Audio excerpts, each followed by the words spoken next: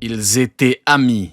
Je vais vous raconter pourquoi l'amitié entre Im-sama et Joy-Boy a déclenché la plus terrible guerre de One Piece, guerre qui s'est déroulée il y a 800 ans et qui a duré 100 ans. Je parle bien sûr de la guerre du siècle oublié. La plupart des personnes vont me dire que c'est à cause de Lilith et qu'il y a un triangle amoureux entre d'un côté Imun et Rona. Je pense que c'est une idée hyper intéressante et on va la développer un peu plus loin, mais pour moi, c'est pas l'origine de la bataille du siècle oublié. Pour vous expliquer un petit peu les tenants et aboutissants qui ont amené deux peuples à se déchirer, je vais déjà m'appuyer sur le discours du Dr Vegapunk. En effet, il nous dit que les deux clans se sont entre-déchirés, mais il n'y en avait pas forcément un qui avait raison par rapport à l'autre. C'est une divergence. Oui, tout à fait. Il a peut-être dit les termes, Vegapunk. Après, bon, il n'a pas toutes les infos, même lui le dit. Hein, il se base sur les quelques éléments qu'il a pu récupérer. Hein, il a pu étudier quelques éléments, mais bon, il ne fait que théoriser, il ne fait que qu'hypothéser. Mais bon, moi je pense que c'est partiellement vrai, mais pas totalement, quoi. De point de vue et tu peux entendre un petit peu les éléments, les arguments des deux parties. Ce n'est pas une guerre manichéenne. Et la deuxième source que je vais utiliser pour vous raconter cette histoire, c'est une histoire d'amitié que Eiichiro Oda a déjà dessinée dans son manga. Eh oui, les deux niveaux Yonko, Calgara et Norland. One Piece. Putain, la belle époque. Puisque vous vous rappelez Calgara, Norland, niveau Yonko, putain, la belle époque. C'est une histoire d'amitié qui a amené une confrontation entre deux peuples qui n'avaient rien de commun. Et c'est exactement les mêmes éléments que je vais réutiliser pour vous expliquer la guerre du siècle oublié. Ce sont deux peuples qui n'ont rien en commun et qui ont chacun une interprétation des événements. Eiichiro Oda. Après, la différence entre les deux, c'est que Imu a fini en étant la personne qui incarne le diable, avec un groupe de Tenryubito, avec des esclavagistes et tout, donc ouais. Déjà dessiné plusieurs amitiés dans One Piece, mais il y en a une qui correspond de manière très précise à ce que je vais vous raconter. C'est une technique que Eiichiro Oda a déjà utilisée. Eiichiro Oda aime bien tester des frameworks et les approfondir au fur et à mesure de son manga. Quand tu regardes l'arc Alabasta, l'arc de Flamingo et l'arc Wano, on voit que Oda a dessiné 3 fois une révolution du peuple envers un oppresseur. Révolution, liberté des personnages en rajoutant du propos liberté jusqu'à obtenir l'arc parfait Wano Kuni. Pour les histoires d'amitié, Oda a exactement fait la même chose. Il a déjà dessiné des histoires d'amitié et je vais me baser. Oui, hein, Xebec, Harald. Histoire d'amitié, Harald a fait de la merde. Ça s'est mal terminé pour tout le monde. Sur l'une d'entre elles pour vous expliquer exactement ce qui s'est passé pendant le siècle oublié. Avant de vous dire la source d'Oda, je dois vous présenter les deux clans. Chacun des clans va bien sûr être représenté par Im-sama et Joy-Boy. À la base, ils ne viennent pas du même clan. Pour le personnage de Joy-Boy, il va avoir 3 éléments qui vont être très spécifiques à lui et à son clan. D'une part, c'est un membre de ce royaume qui n'a pas de nom, qui a été représenté lorsqu'on a le discours d'Ohara. Ce peuple oublié serait le peuple des Dés, et il se baserait sur une puissance très spécifique, une puissance scientifique. Le docteur Vegapunk nous a dit que le royaume du siècle oublié avait 500 ans d'avance au niveau technologique. Face à lui, il va y avoir un tout autre clan qui va avoir d'autres caractéristiques. C'est le clan d'où provient Im-sama. Pour moi, ce clan est le clan des Lunaria. Le clan Mibu, les gamins. Le clan Mibu, le clan des samouraïs fashion. Ils vivent au sommet de Redline. Ils ne sont pas considérés comme des dés, mais comme des dieux. C'est pour ça déjà que dans le flashback de Doflamingo, Rosinante nous dit que les dés sont les ennemis des dieux. Les dés représentent le peuple de Joy-Boy. Les dieux représentent les Lunaria.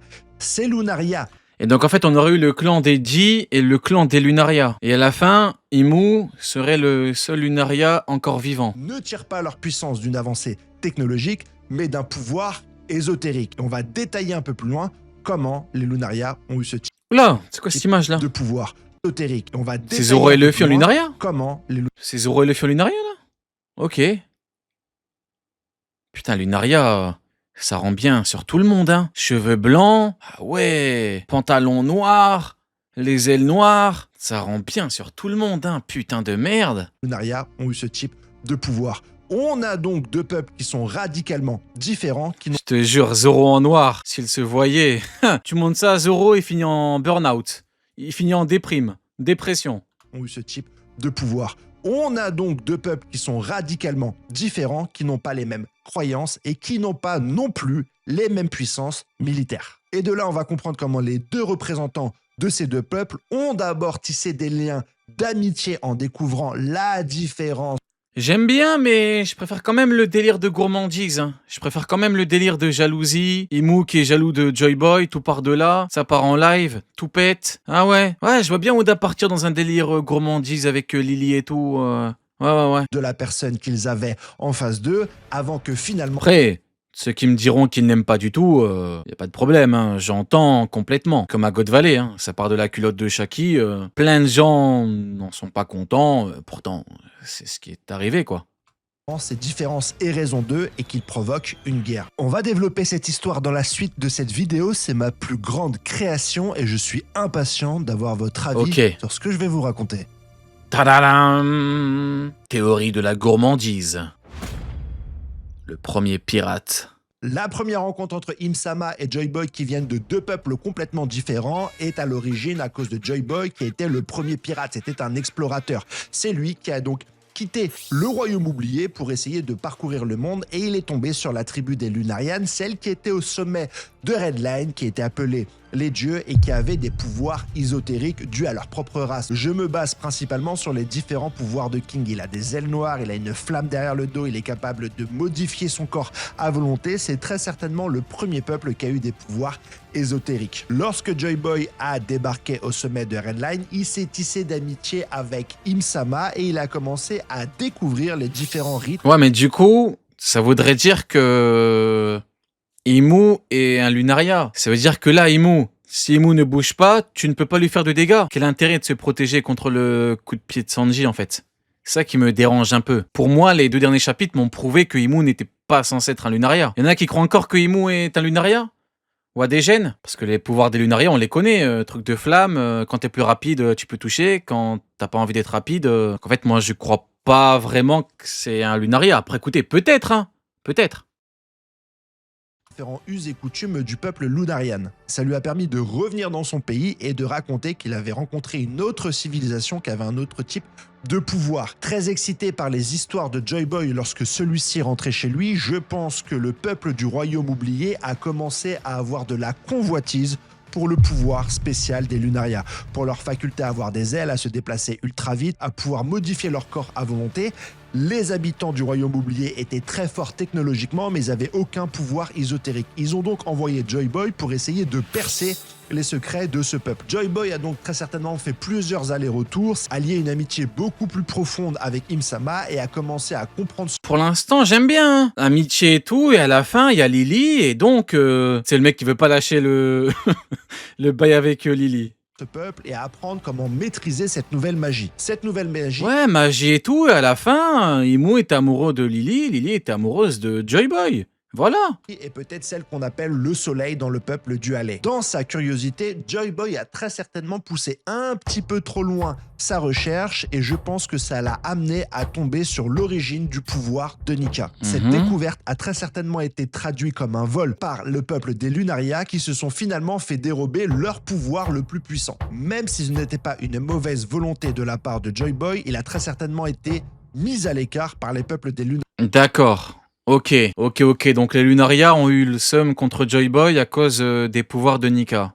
Ok. Et c'est à ce moment-là que Im-sama a pris la défense de son compagnon. Ce moment est très important parce que ça va être l'origine de la fraction entre Im-sama et son propre peuple. Mais du côté du peuple de Joy Boy, ce nouveau pouvoir qu'a acquis ce premier pirate a là aussi créé de la convoitise. Et les habitants du royaume oublié ont levé une armée pour aller envahir le peuple Lunarian et aller voler leur pouvoir. Et ça serait ce qui est... Ils ont levé une armée pour aller pull-up les Lunaria par rapport au pouvoir. Mais le pouvoir, c'était pas le pouvoir de Nika, le soleil? à l'origine de la guerre du siècle oublié. Mais cette guerre Où il parle d'un autre pouvoir?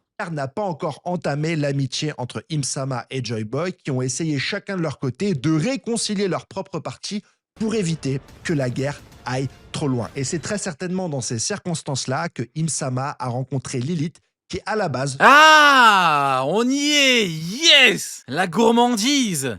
Le très grand gourmand, on y est, yes! faisait partie du clan de Joy Boy. Et dans la prochaine partie, je vais vous expliquer comment cette guerre a eu finalement raison de l'amitié entre Joy Boy et Im-sama. Ok.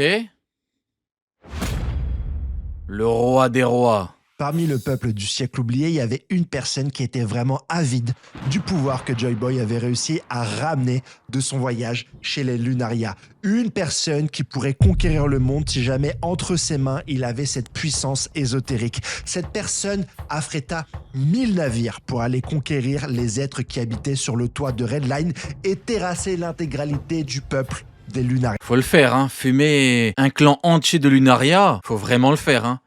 Les Lunaria, les Séraphins, là, c'est encore des enfants à cause de leur faculté, leurs compétences de Lunaria, enfin plutôt leurs caractéristiques de Lunaria. C'est une galère toute la nuit, tu galères. Cette personne Comme King, hein. King, simplement qu'il a perdu son sang-froid, il a fait n'importe quoi. En vrai de vrai, en plus, s'il avait un peu joué la montre contre Zoro, il aurait rien pu faire, Zoro, hein.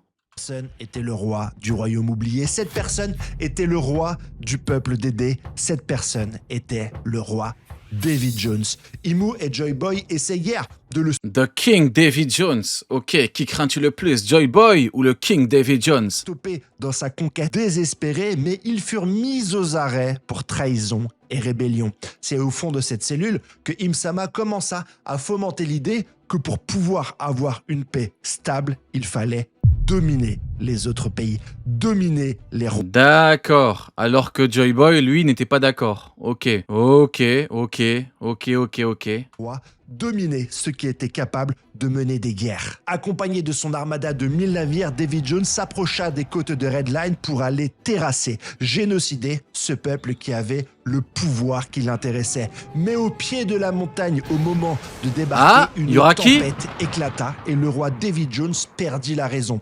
Il jeta un à un ses soldats Attends, quoi? au fond de l'océan et fut maudit par le roi des mers. Son navire sombra au fond de l'océan et on entendit Attends. David Jones, il a vrillé, là? Il a pété les plombs, David Jones? perdit la raison. Il jeta un à un ses soldats Mais pourquoi il les a jetés? À cause de la tempête? C'est pas de leur faute, s'il y a une tempête, hein. Il est fou, quoi, David Jones? Il a pété les plombs. au fond de l'océan C'est le mec qui parle comme si c'était vraiment dans le manga, mais il est fou, quoi, David Jones. et fut maudit par le roi des mers. Son navire sombra au fond de l'océan Ok. et on n'entendit plus jamais parler de lui. Dans les cellules de la prison du royaume oublié, un autre personnage fit son Ok, donc en gros, là, il a totalement floppé, David Jones, hein. Si je résume, là, David Jones, il est parti pour pull up les Lunaria, c'est graillé une tempête, il a pété les plombs, il a plaidé la folie. Ok, bah c'est ce qu'on appelle plaider la folie, du coup, il a acheté tout le monde à l'eau. apparition. Lily Nefertari, l'amie d'enfance de Joy Boy. Elle est là, Elle Elle est là, la grande gourmande. libéra les deux amis Ok. et tous trois partèrent directement en direction de Redline Ok. pour stopper la guerre entre les Lunarians et l'armée du roi David Jones.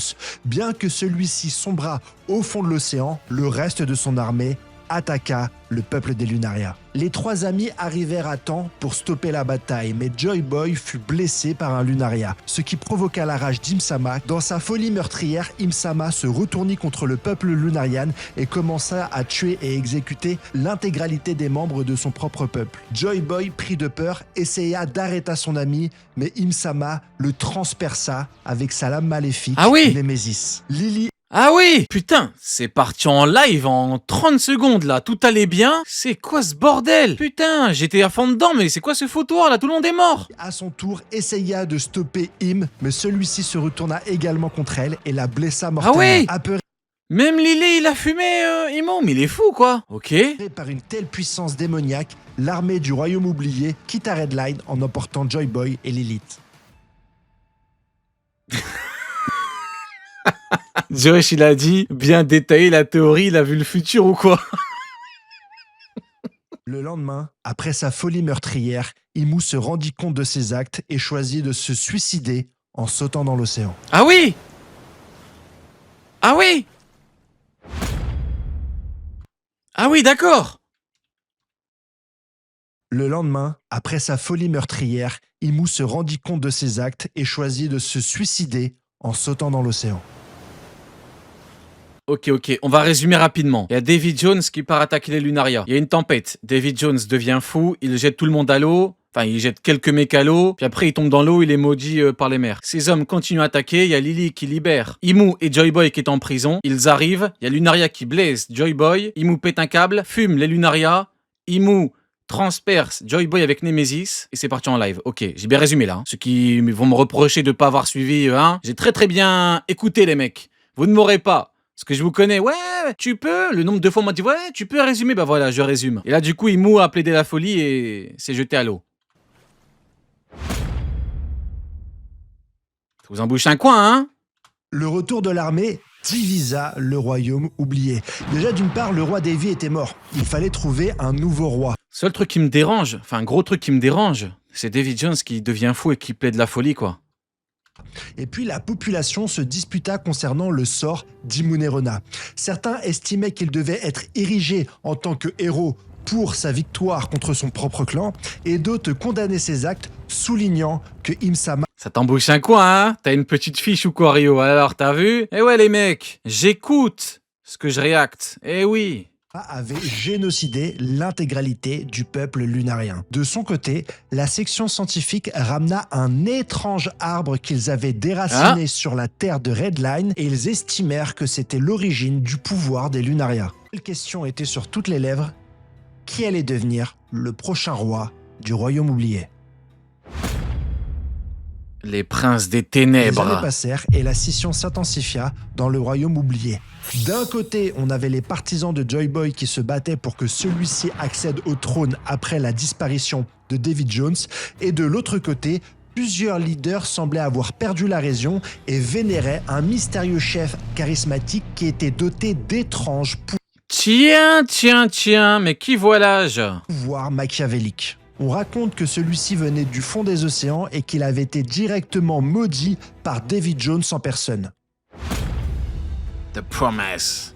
La Never légende die. raconte que l'ancien roi du royaume oublié avait survécu, maudit, au fond des océans. Toute chose qui sombrait dans les abysses devenait sa possession. Mais plus jamais il ne pourrait remonter à la surface, sauf si son ancien peuple lui pardonnait sa folie. Un jour, un homme sombrit dans les abysses, un Lunaria que l'ancien roi connaissait.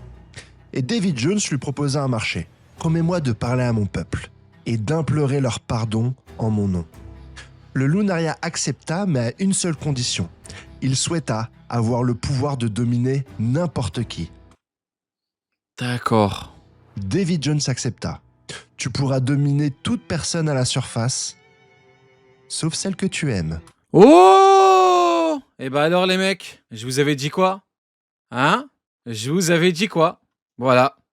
Non, mais tu comprends pas, Rio, rien à voir avec la gourmandise. Voilà les mecs, je vous ai dit. Vous écoutez pas, putain. Et la suite, vous la connaissez.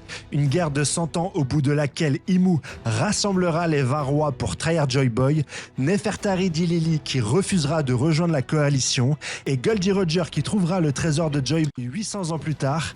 Il nommera cette dernière île Locktel, le conte du rire, une amitié qui finit en histoire qui fait rire, comme celle d'un certain Norland. Ok, bon. Bah écoutez, voilà pour la vidéo. Mais oui, voilà pour la grosse vidéo, en vrai elle est un peu longue. Ouais, voilà pour la grosse vidéo du chapitre. On a parlé un peu de Mihawk, on a parlé de Imu, on a parlé de ce gourmand de Imu. Voilà, mais oui.